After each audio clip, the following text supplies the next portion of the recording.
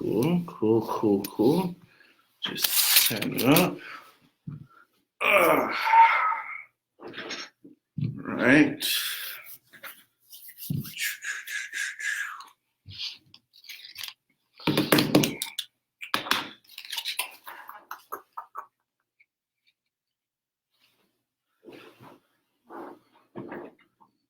How you looking over there? Looking good? Yeah. You looking good? You looking good? You feeling good? I feel excellent. All right. So, 3, 2, 1. Happy New Year! Yes, it is 2020. Check out my glasses. They say 2020 on it. Nice. Super excited. 2020, man. A new decade, new year, new opportunities for new beginnings. How are you feeling about this new year? I feel great about it. Man, that's awesome. I feel great about it too. So excited about the new things that are coming down the pipeline, and so much great information, so much good things I'm going to tell you guys about today on today's live show. Feels good to be back. It does. It's been a long time. I shouldn't have left you without a dope beat to step to, right? Step two. There you go. Perfect. Yes. Hi, I'm McGlory, realtor, author, and blueprint of successfully selling your home and productivity coach at Keller Williams Realty North Tustin. And here is my business partner and lender, Mr. Moneyman himself, and OmniFunds sales manager and real estate broker associate, Mr. Wesley Oliver. How are you doing today, sir? Excellent. How are you? I am doing well, doing fantastic. So, new year, January 3rd, 2020, right? Everyone's anticipating the market crash. Yeah. So, Wes, is it happening? No. Is it going to happen tomorrow? No. Is it going to happen the day after tomorrow? No. Is it going to happen in a week? No. It's going to happen in a month? No. It's going to happen in 6 months? I don't see it happening. Oh, man. So this crash thing that everyone's been talking about is not happening, it looks like, right? I don't think so. Oh, well, absolutely. Well, like I said, I definitely want to tell you guys, what the 2020 market is going to be like, whether you are a buyer looking to buy a property in 2020 or you're a seller looking to sell a property in 2020, right? So according to the statistics, it looks like this year compared to 2019 is going to be a stronger year. Yeah. A stronger year, meaning that we're going to see more sales in 2020. In fact, the year actually will, when the market comes back, well, market's here now, we're actually going to start with about 3,750 homes that are in the market.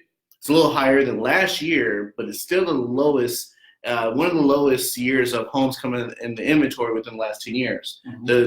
The highest years were actually in 2013, 2018, which means that since we're having such a low inventory of homes coming on the market, it means that the springtime of the market, which is the first 3 months of the year, is going to be a really hot seller's market. Yeah. So between January and March is going to be a hot seller's market. Now, what does that mean for a seller? It means a great opportunity to put your house on the market and get it sold, right? Because we know as real estate professionals, when it's very limited inventory out there, that means that buyers typically you will receive multiple offers on your property, right? And as you receive multiple offers on your property, it drives your price up, right? And you end up selling your house more than what you thought. Yep. Yeah, and then what do you see on your end when it comes to a seller's market? As far as a seller's market, as far as the rates go, most of what's going to happen with the rates is going to be dictated by what happens in the financial markets. So most of what's been forecasted for this year is that rates are still going to remain low. And you're basically going to be teetering between, being below 4% and slightly above 4% for the foreseeable future. And that's kind of what it's been like for the last few months. I've seen rates get as low as like 3.625 on a 30-year fixed, right? And then maybe back up around like 4.125, 4.25 on a 30-year fixed. So the most important thing, remember, this is an election year, right? That is true. That's very true. Yeah. So for most of the year, the election's not going to have any kind of significant impact, probably. But coming into the election, and more importantly, out of the election, you don't know what's going to happen to the market. So you're talking about more towards the end of the year, towards like November, December time of this year. Yeah, because basically, depending on Well, for starters, depending on who's going to win the primary, and then going forward, who actually wins the presidential election, right? That's going to have a determination on what financial policy for the United States going forward in the foreseeable future. Obviously, if your president doesn't change, then you expect things to kind of be the same. They're going to keep the same philosophy, right? Close to the same staff around them, same administration. But if you change over presidents, that's an entirely new administration, new policy. That's going to have a huge impact. So there can be some type of uncertainty, it sounds like. Absolutely. Right. Yeah. And like I said, what you're going to see, and remember, initially after the last election and the days after the last election, the stock market crashed. Right. That was due to uncertainty. Yes. Now, obviously, it bounced back and rebounded quite nicely, but that was initially due to, having a new president and not knowing who's going to be in what positions and what their policies are going to be. So that's, quite important. Now, as I've also been telling you guys for probably the better part of a year, also we're going to want to keep an eye on what happens with Brexit, as well as what happens with the tariff war that that we have going on with China at the time. And obviously, I don't know if you heard the news. There was, a big airstrike the other day. Oh, yes, I did. An Iranian general, I believe, was taken out or whatever. So obviously watch that with a close eye, because if we end up in, a major war or something like that, that can have an impact as well on markets and whatnot. So for the foreseeable future, things should be good, but you never know when something like a big event is going to take place and can take you one way or the other. So enjoy it while it's good. As I say, make hay while the moon shines. I'm sorry, this is never heard that one before. Say that again. Make hay while the moon shines. Make hay while the moon shines. Yep. Okay. All right. I'm gonna have to remember that one. Never heard that one before. Okay. All right. Well, perfect. But as I was saying, in terms of the very first quarter, they're looking at between spring and summer really being a hot seller's market. Oh, yeah. And like I said, what that means is that you're going to see a lot of limited inventory. So for a buyer out there, buyers are really going to have to be aggressive when it comes to writing offers. Right. When it actually comes to them looking at properties and making sure they make that decision immediately and not really taking time to think about it. Right. Right? Because we are noticing that even a house I just put in escrow about a month ago, it only took that weekend. Right, we got multiple offers and we got it in escrow over this price. Right, It doesn't take that much time, and we're not seeing any type of indication of any type of slowdown. So for a seller out there, in terms of what's happening in 2020, it's a great time for sellers. Right, The interest rates are still low, still very limited inventory, which means that a seller gives you the opportunity to drive up your price. Right. And also gives you a little more ability in terms of negotiating, whether it's the terms, maybe certain types of credits, closing costs, closing timeframes, all things of that nature. It definitely gives you the opportunity to do that. Now, on the buyer side of things, buyers don't feel sad, don't feel scared about this market, okay? I don't want you to feel scared about this market. It's still a great opportunity for you as a buyer because you are taking advantage of the low interest rates, which is important, right? And when it comes to buying a house, you have to remember, right? If you own a house, let's say, at least 7 years in Orange County, you're going to have equity in your property. Oh, for sure. So remember, maybe if you're buying your first house, remember, this isn't your forever home, right? This is just the first building blocks of it. So if you're only qualified to buy a condo, buy a condo, right? Don't wait years to qualify for a single family residence. Don't do that because you know what could happen in a few years? Interest rates can go up. Sure. Home prices go up. We know home values go up.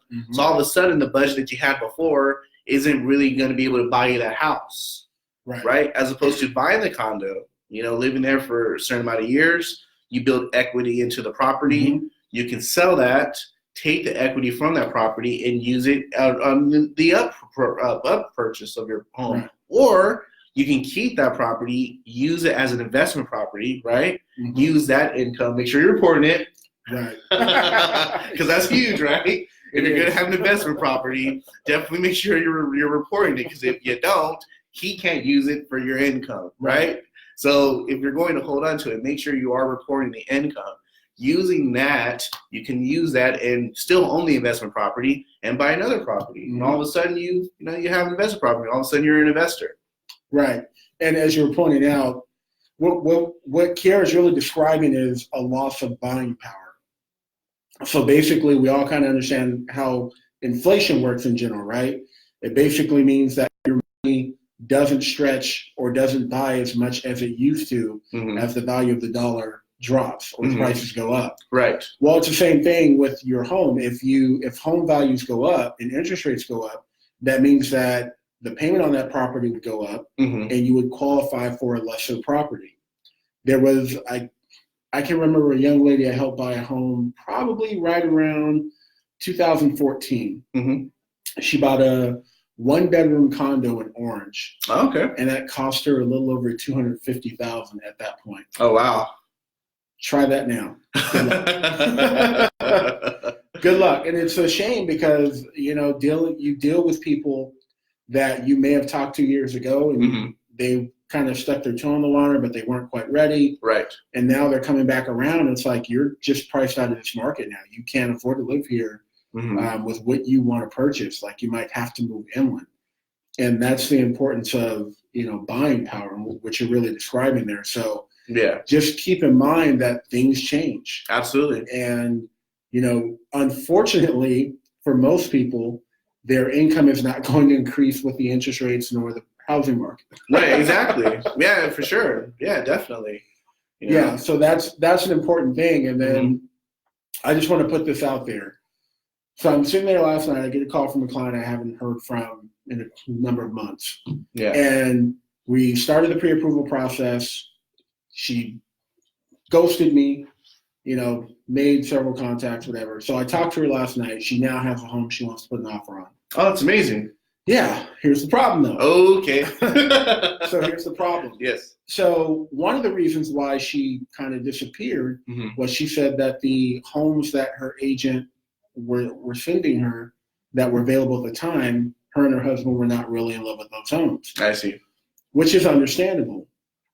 But here's the problem now. So now this home, and this is kind of, I couldn't even believe it. This home allegedly has 40 offers on it already. Wow. Jeez. Yeah. Yeah.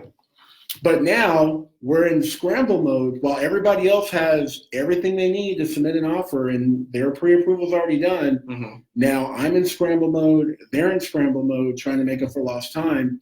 And that's why, just my advice, take care of the financial piece regardless of if you're seeing homes that you're in love with.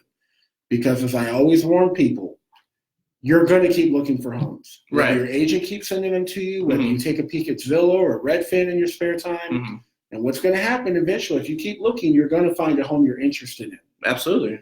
And then you're going to want to put an offer in on that home. And like I said, you're going to be in scramble mode. Whereas if you just get the financial piece done, even if you don't find anything for months, the groundwork, the foundation, the bones of your pre-approval is laid out.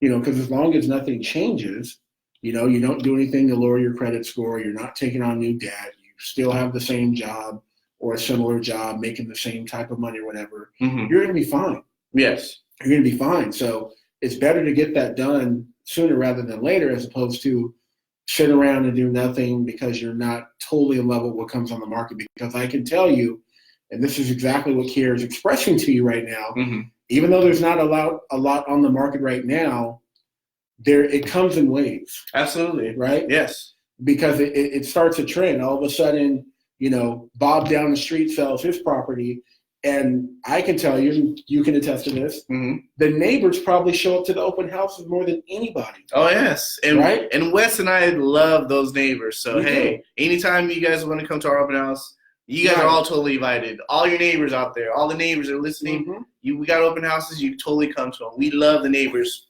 Yes. Yeah. You guys have some great conversations, and you know where all the bodies are buried in the neighborhood. So really good. But here's what happens, though. The neighbors show up because they all want to size up their house compared to the neighbor. Exactly. Right? Yes. And they're looking around and they're like, well, my house has 3 bedrooms. My house has new, Prego flooring, and my house is way better than that. They're selling this for what? They're going to get what for this? And boom, just like that, everybody's trying to sell their homes because they had no idea prior to the first person putting their home on the market what their home was worth or what it would command if they put it on the market. And it's the first domino to fall. And then, like I said, you see these pockets of people in the neighborhood all start to get out of it and decide, let's sell now. Well, absolutely. And that's definitely one of the things I love about doing open houses, too. You get the opportunity to meet the neighbors, right? You get the opportunity to meet the neighbors, and then also, you also get an opportunity to meet new clients. Absolutely. Right? And, I mean, for me, I like doing open houses because also they come to you. It's not always necessarily you going to them. They actually come to you. And it's our job to really, provide as much value and educate the consumers, ask them questions, build that rapport. Sure. Right. And, you and I have been doing a lot of open houses, and we've been able to get clients from it. We've been able to be successful at it. And I think it's just a lot of what we really focus on is helping. Right. You know what I mean? We come from a service first philosophy. Right. And that's one of the reasons why we do these lives, because we want to make sure to educate you guys as much as possible. So when you guys are ready to make a decision, it'll be an informed decision. Right. So, so like I said, I kind of went on a tangent there, but I'm really passionate about my open houses, right? Yeah. So that's definitely something that I preach. Myself, I love doing open houses. Wes loves doing open houses. And this is also, I tell my coaching clients also, is to do open houses. It gives you the opportunity to set up your own shop, so to speak, your own store. Right? Yeah, absolutely. People come into your open house, they ask you questions, you're able to demonstrate your product knowledge and your value because you did take the opportunity to drive around the neighborhood. You did take the opportunity to find out about the houses, right? Absolutely. What's close by, what's the average price, all those things, what's the HOA if there is, what's the school system, what's it rated, what the HOA covers, all that fun stuff that open house visitors ask you. Absolutely. Right? Exactly. Yeah, so it's like I said, it comes in waves, and so there might be only a handful of properties in the area you're interested in on the market today, but a month from now, like I said, once people kind of catch on to what's going on with the market and the fact that the market's heating up, it's almost like when somebody yawns around you and all of a sudden you have to yawn. It kind of works that way sometimes too with absolutely with selling your home. Because a lot of these people probably bought in those developments around the same time, especially when you're talking about older ones. Right. So, a lot of them are older, the kids are gone, they're empty nesters. Like I said, all of a sudden Bob and Pam down the street are selling theirs. Maybe it's a good time for us to get out. I mean, the market is really good right now. Exactly. So you just have to stay vigilant, and you have to stay prepared. If you stay ready, you don't have to get ready.